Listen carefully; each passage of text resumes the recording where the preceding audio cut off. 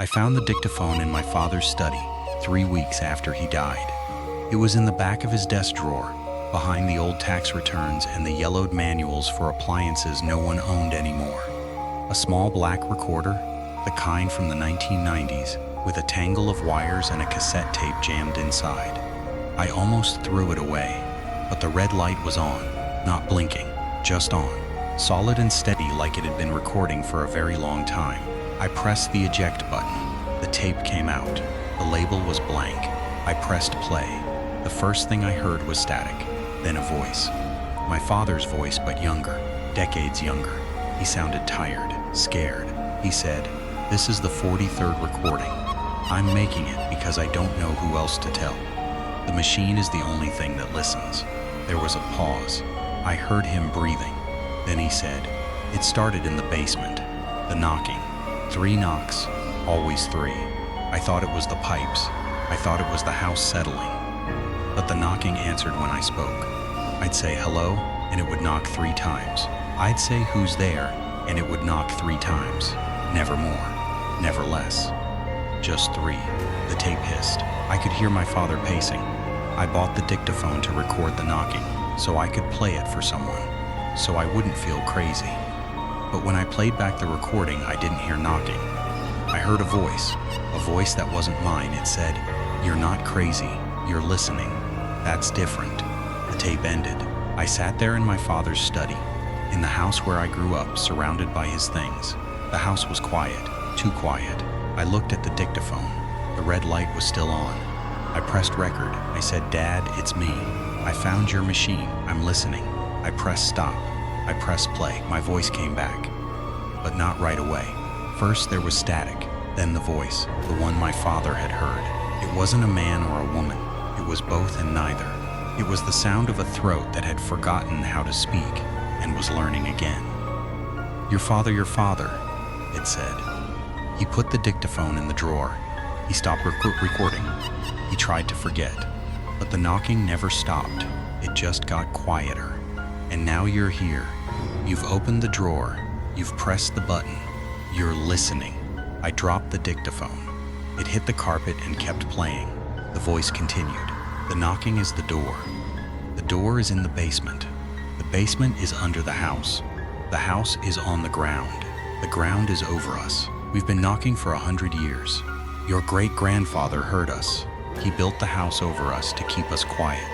But we're not quiet. We've never been quiet. We just learned to knock softer.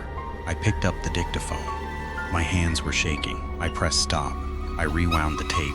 I listened to my father's voice again. The 43rd recording. He said the knocking answered when he spoke. 3 knocks. Never more. Never less. I went to the basement. The stairs were old. They creaked under my weight. The basement was unfinished. Concrete floor, exposed joists, a single bare bulb that flickered when I pulled the string. I stood in the middle of the room. I listened. Nothing. Just the hum of the water heater, the drip of a pipe, my own heartbeat. I said, "Hello." 3 knocks. Coming from the wall, the far wall, the one that faced the foundation. 3 slow, heavy knocks, like someone was on the other side pressing their fist against the concrete. I said, "Who's there?" 3 knocks. I walked to the wall.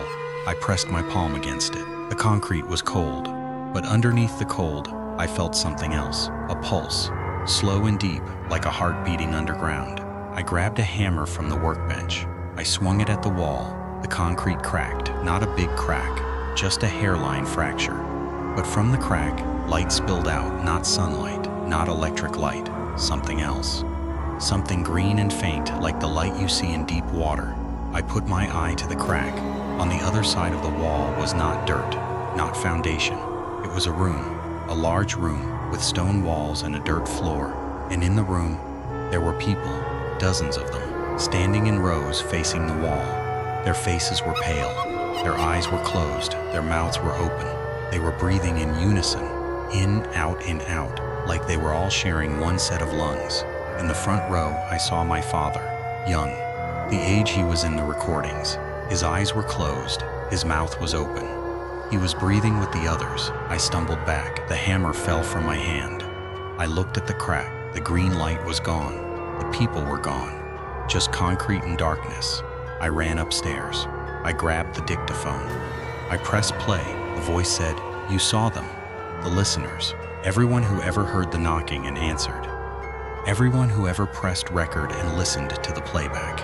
They're not dead. They're not lost. They're just on the other side of the wall, waiting, breathing, knocking. I asked the voice how to get them back. It said, "You can't. The only way to bring them out is to go in. And the only way to go in is to stop listening, to close your eyes, to cover your ears, to walk into the dark and not look back." I asked what was on the other side. The voice said, "Use. The ones who were here first. The ones who were here before the house, before the ground, before the people. We don't have names. We don't have faces. We just have the knocking and the listening and the hunger." I turned off the dictaphone. I put it back in the drawer. I closed the desk. I went upstairs to my childhood bedroom. I lay down on the bed. I stared at the ceiling. That was 3 months ago. I've been staying in the house ever since. Not because I want to, because I can't leave. Every time I try to walk out the front door, I hear the knocking. 3 knocks, from inside the door, from inside the frame, from inside the wood. I've tried to break the wall in the basement. I've tried to fill the crack with concrete. I've tried to pray. I've tried to forget. Nothing works. The knocking gets louder. The green light gets brighter. And at night, when the house is dark and the wind is still, I can hear them breathing. All of them, the listeners. My father, my great-grandfather, the ones who came before. They're not dead. They're just waiting. Last night, I found a new tape. It was in the dictaphone. I didn't put it there. My father's voice, not young this time, old, the age he was when he died. He said, "I lied. There is no 43rd recording. There was only one. And I made it the night before I died. I've been on the other side for 3 weeks. I've been waiting for you to come. The door is open. The wall is thin. Just one more knock and it breaks." The tape ended. I looked at the dictaphone. The red light was off. I went to the basement. I walked to the wall. The crack was wider now, wide enough to put my hand through. I could feel the cold air on the other side. I could hear the breathing. I could smell them. Old dust and old bones and something sweet like flowers pressed in a book. I put my hand through the crack. Someone grabbed it. A hand cold, dry, familiar, my father's hand. He pulled. I'm on the other side now. The room is dark. The people are here. They're not moving. They're not speaking. They're just breathing in and out, in and out. I'm breathing with them. I can't stop. My father is beside me. His eyes are closed. His mouth is open. He looks peaceful. He looks like he's been waiting a long time. I want to go back. I want to knock on the wall. I want someone to hear me. I want someone to come. But I know no one will come, because the only people who can hear the knocking are the listeners. And the listeners are all in here, all except one. You're listening right now. You're reading these words. You're hearing my voice in your head. That's listening. That's the same as pressing record. That's the same as saying hello and waiting for the knock. Don't go to the basement. Don't break the wall. Don't put your hand through the crack, because I'm on the other side. And I'm hungry too. 3 knocks. Hello, who's there? It's me. Let me in.